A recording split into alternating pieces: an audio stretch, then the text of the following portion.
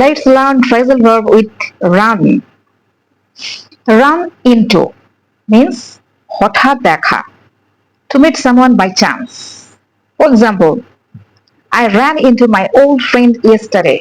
গতকাল আমার পুরানো বন্ধুর সঙ্গে দেখা হয়েছিল, right? Run out. Run out means ফুরিয়ে যাওয়া, means to have no more left. For example, we ran out of rice. আমাদের চাল ফুরিয়ে গেছে।